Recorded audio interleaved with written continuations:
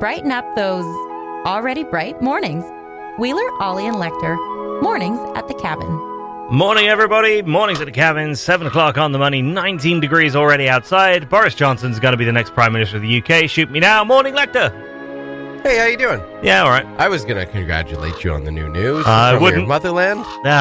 Where are my Canadian citizenship forms? Just pass them over here. Yeah, where do I sign? Just there, look. Perfect. And how much did you want? Sorry. Oh, everything I've ever owned? Yeah, there it is. Done. Thanks. Oh, is that all it costs?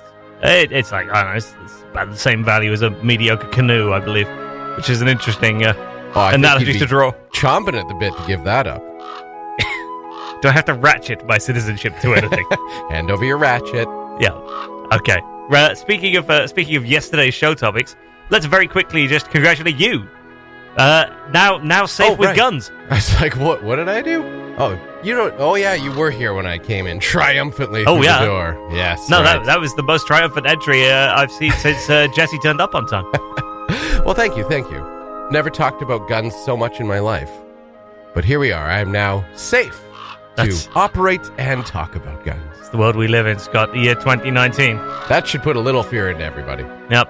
Well, congratulations. I'm glad that everything went to plan this time. Want to go shooting?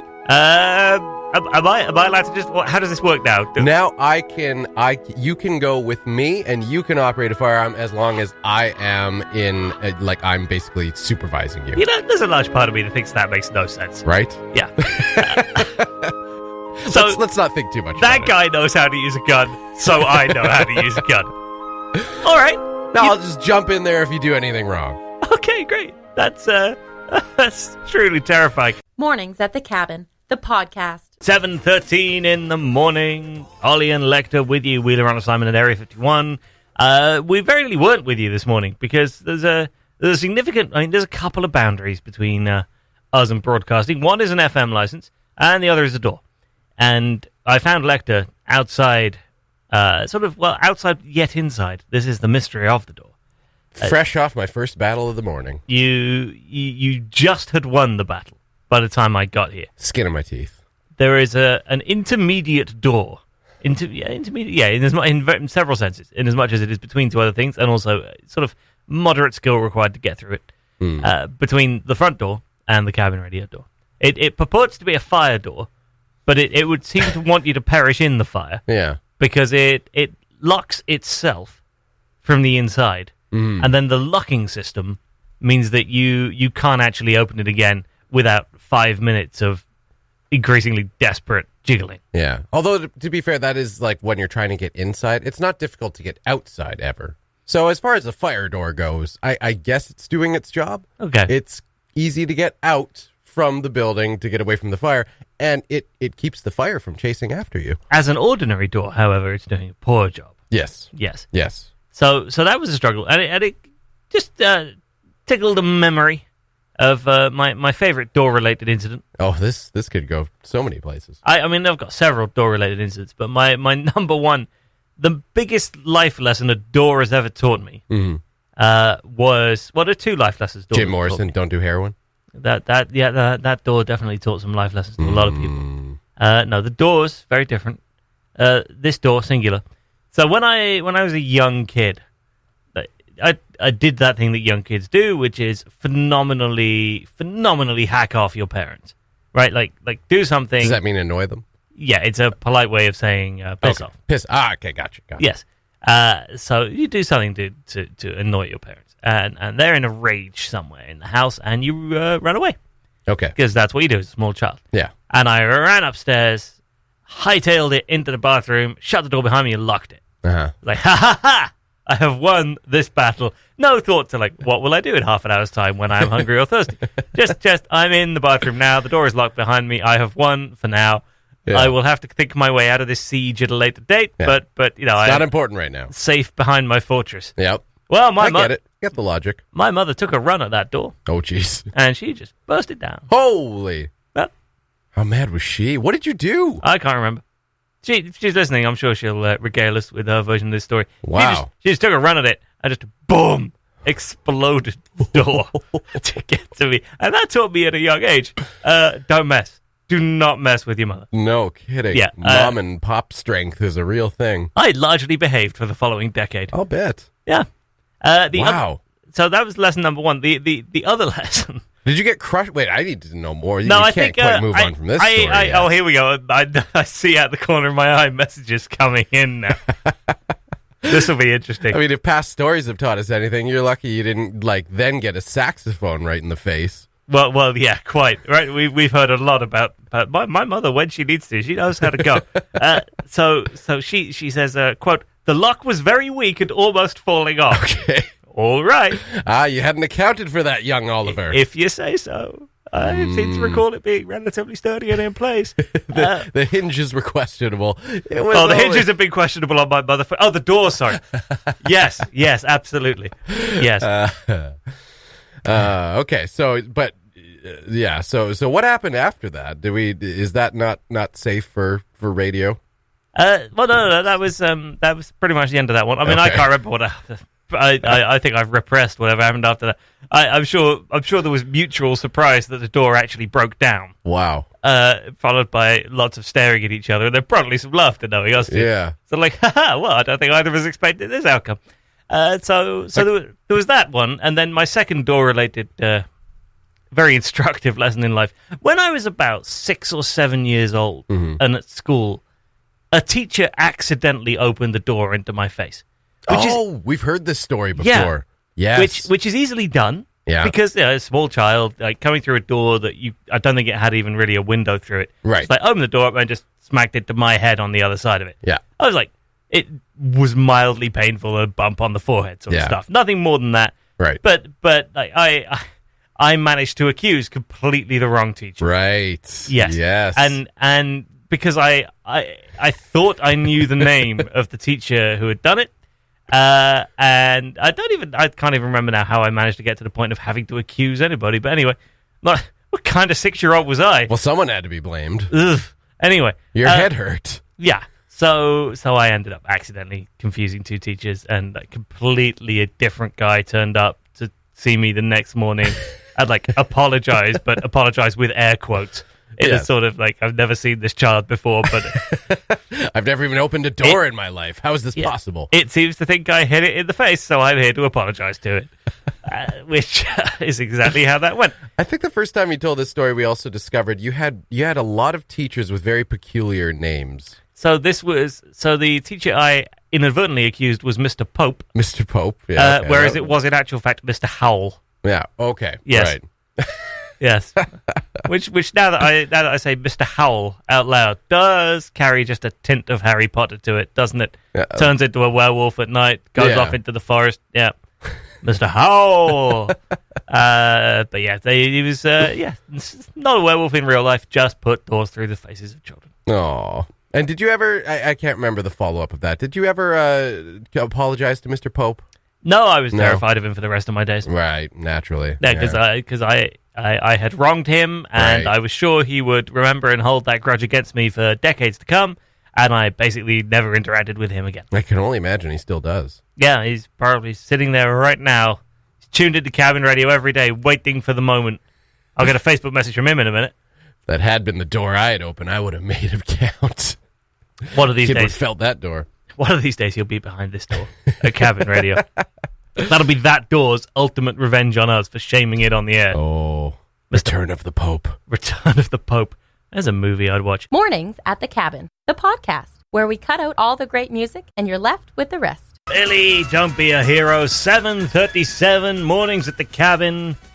Lekter, when you think of heroes, what do you picture? Mostly Billy.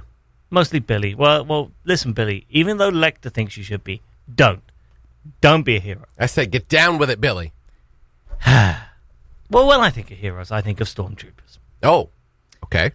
What? Why not? Why? No? Are you? They're out there soldiering away.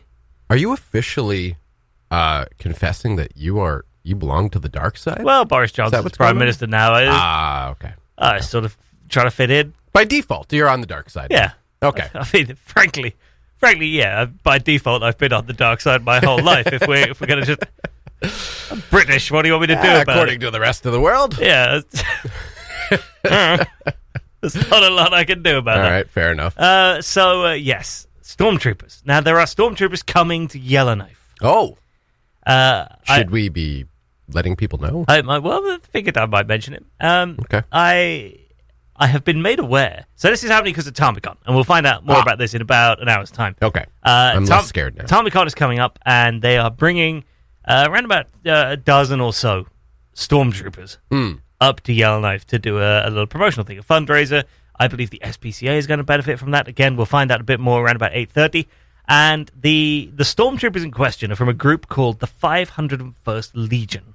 Oh, I thought you were going to say 501 Stormtroopers who give a damn. 501 Stormtrooping Dalmatians. Yeah.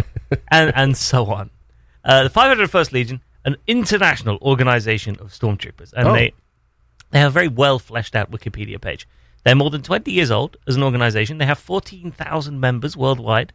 There's a lot of people who take this very seriously. And they have yet to hit a single target with one of their shots. Yeah, you might even like their board meetings, right? Where they're looking at their financial targets. Missed. All of them.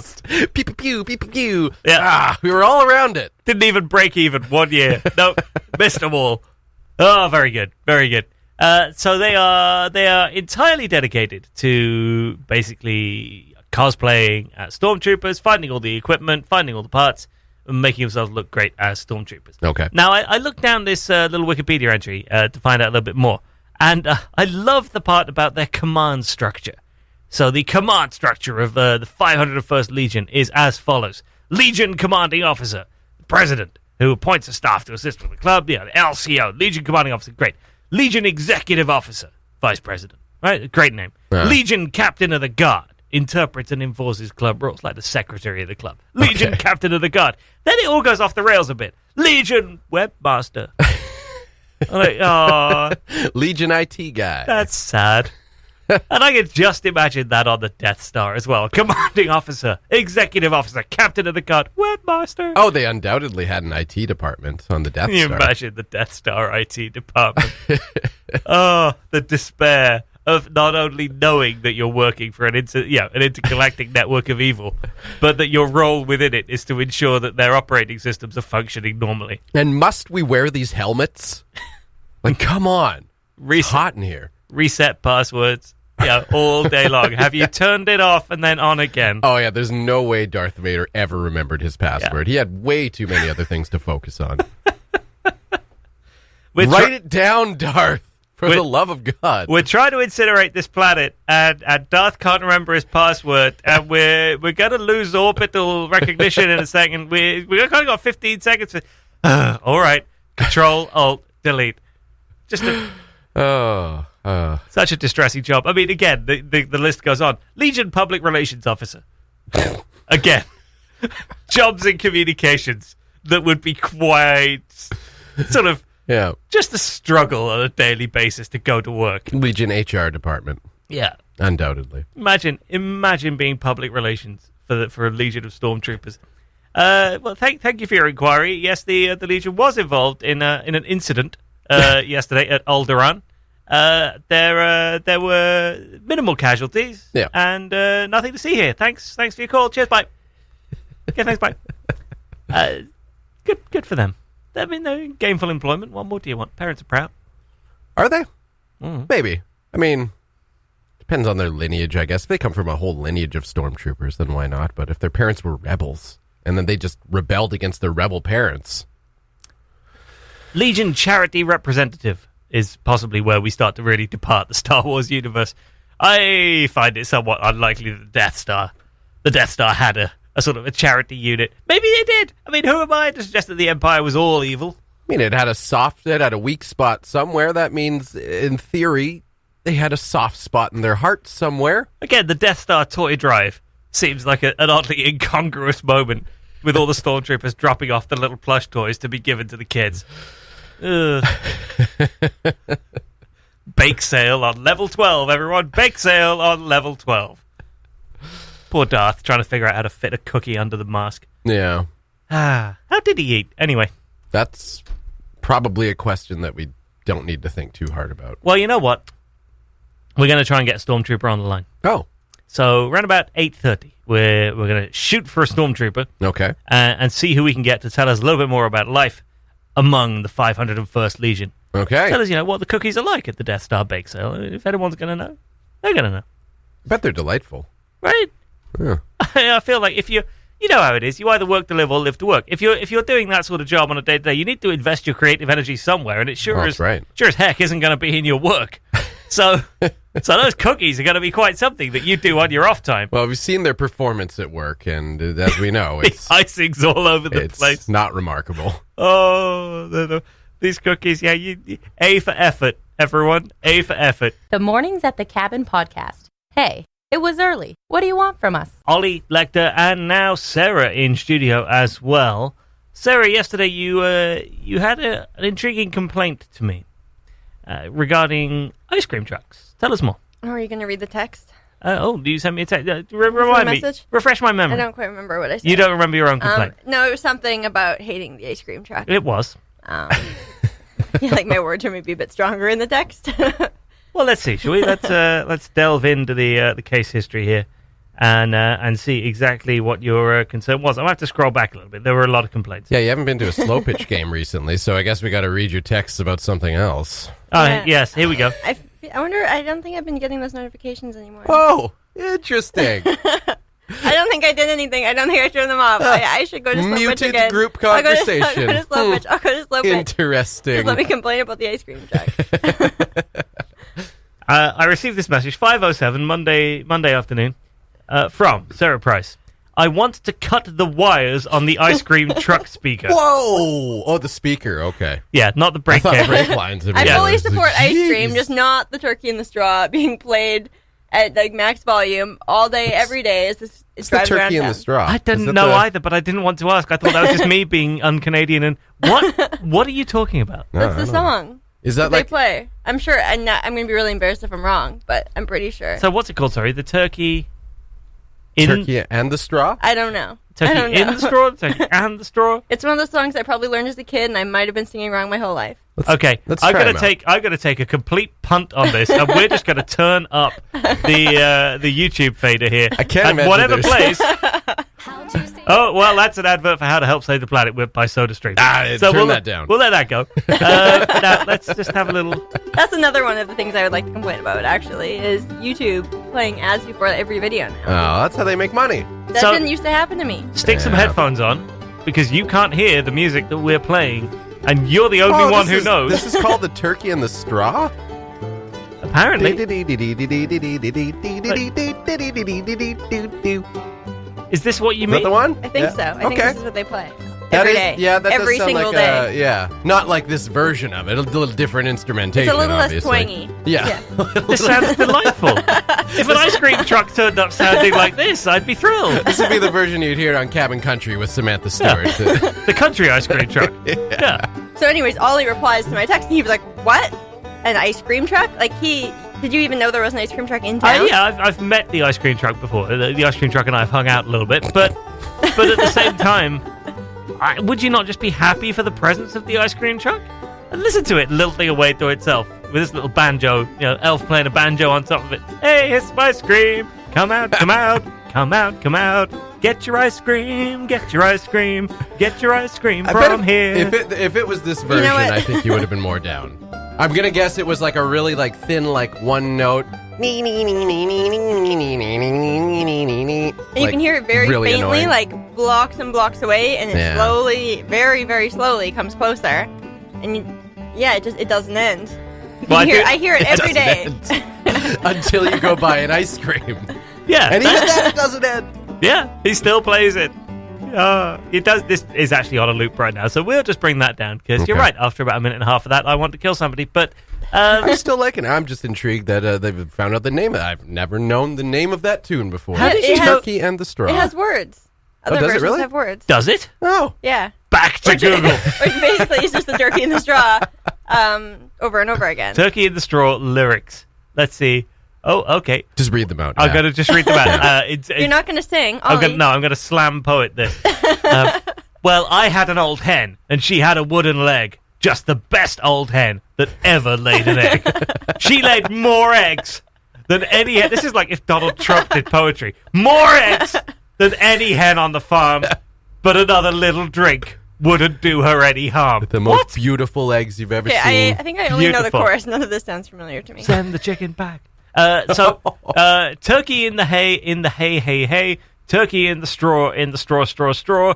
Pick 'em up, shake 'em up, any way at all, and hit up a tune called Turkey in the Straw. Well, I don't endorse that. Well, I hitched up the wagon and I drove down the road with a 2-horse wagon and a 4-horse load.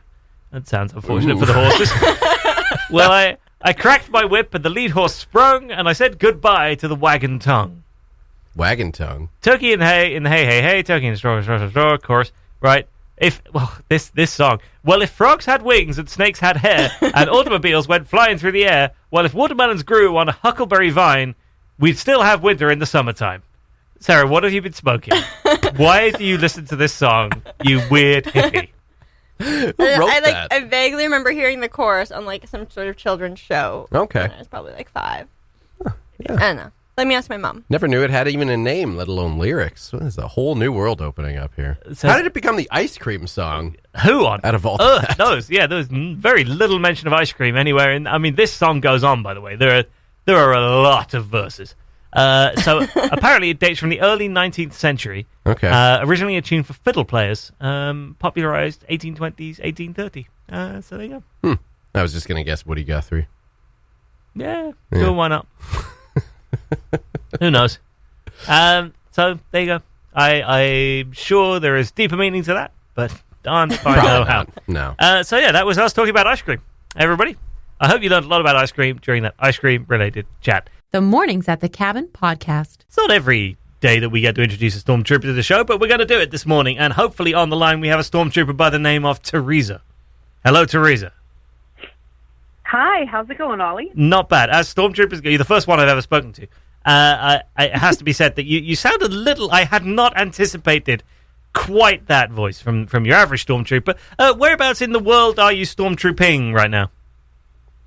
Well, right now I'm located in northern Alberta, a little community called Wanham, probably about 150 people population, one stormtrooper. Yeah, well, that sounds about a rough, decent ratio, doesn't it? I mean, really, 1 to 150, that keeps the peasants under control. That's all you really need. So, Teresa, the reason we're talking to you this morning is, just briefly, you're coming to occupy Yellowknife this weekend. Tell us a little bit more about this. Well, first of all, before we get to the Yellowknife part, explain why you're a stormtrooper. You're a member of the 501st Legion, which is a group of people who do an amazing job of capturing what it is to be a stormtrooper. At what point in your life did you watch Star Wars and think to yourself, much as I enjoyed the movie, what I really want to do is be a stormtrooper? Actually, I was one of those people who were fortunate enough to watch the original movies in the theater. My mother was a Star Wars fan and ended up taking us, my brother, sister, and myself, to it.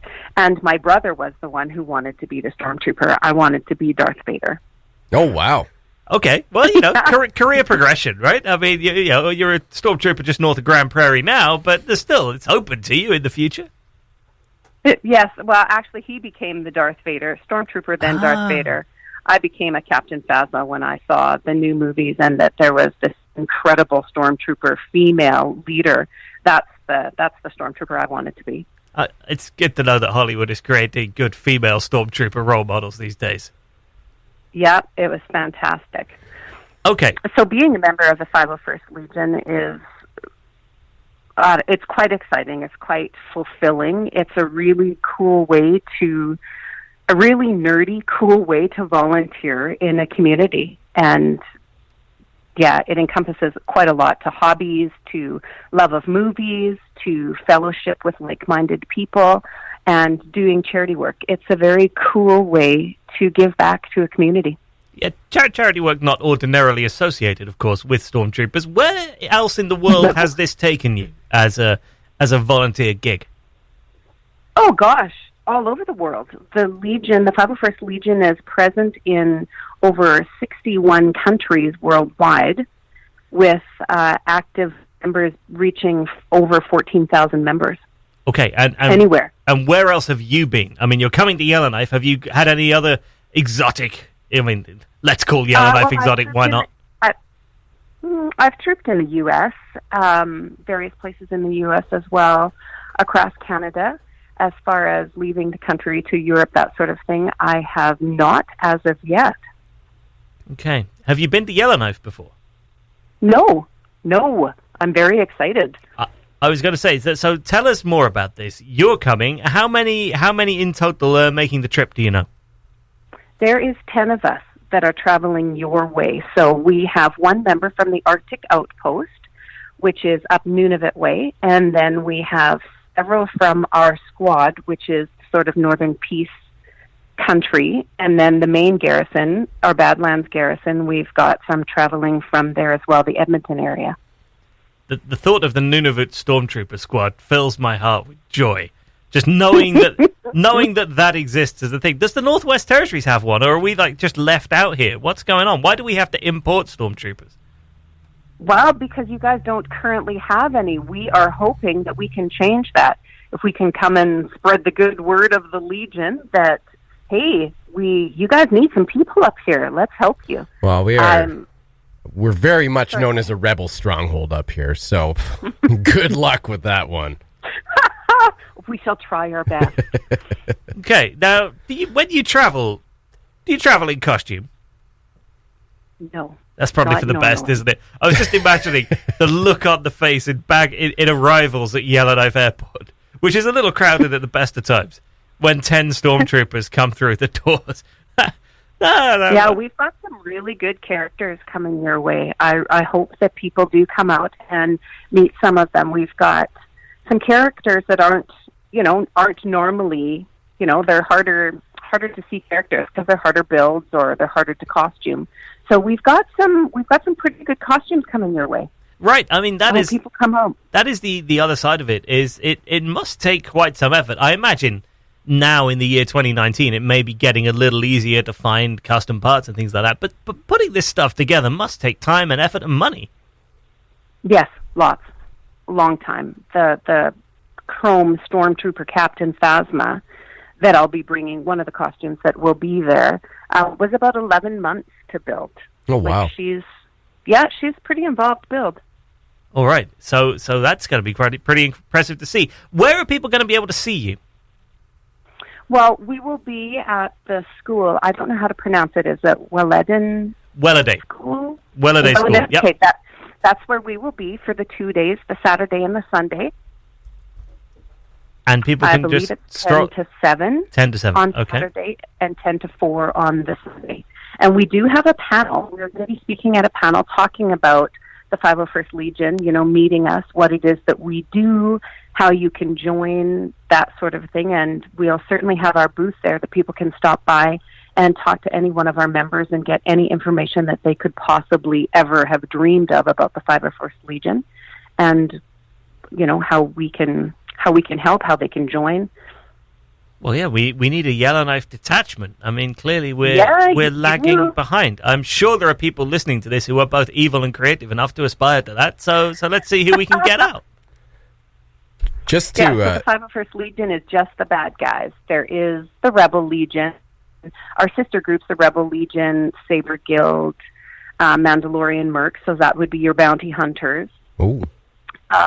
What else would we have? The droid builders. So if anybody is building droids, we will have a little static BB-8. She'll be up there. Yeah. Okay. What about the Northern Alberta Slave River Ewok Federation? Are they still kicking around? No. We can't find them. They're all in hiding. Okay. Twinned with Alderaan. Oh, well. Lekter, you had something to say. I was just going to say it's good to know that it's very inclusive. So if a Wookiee was to wander in, find its way in there, you wouldn't be like, no, get out of here, Wookiee. This is Stormtroopers only. We don't want any of your kind around here. You actually will have a Wookiee up there. Oh, lovely. Yeah, there will be a Chewie there. Okay. Well, that's exciting to know. Not least because I won't feel so lonely, because I got to tell you, Teresa, I am a complete Wookiee at this stuff. Yeah, that's about all the laughter that deserved. On that fantastic note, Teresa, it's lovely to chat to you this morning. You're the friendliest stormtrooper I've had the pleasure of chatting to so far, and we look forward to seeing you this weekend at Welladay. Oh, well, we are so excited to be there. We actually can't wait to get there to show you guys who we are, what we do, and hopefully there's other like-minded bad guys in the making there, or, the secret wannabe stormtroopers that are, hey, this is my calling. I sure hope you guys come and meet us. Oh, there's definitely a few of those out there. Teresa, thank you very much for chatting to us, and we'll see you soon. Okay, thanks very much, Ollie. And just one more time, a reminder, bye, Teresa, and one more time, a reminder to all those wannabe bad guys and stormtroopers out there, members of municipal enforcement, Day 10 till 7 this weekend. Thanks for listening. Check out more from the show at cabinradio.ca and by following the Mornings at the Cabin Facebook page.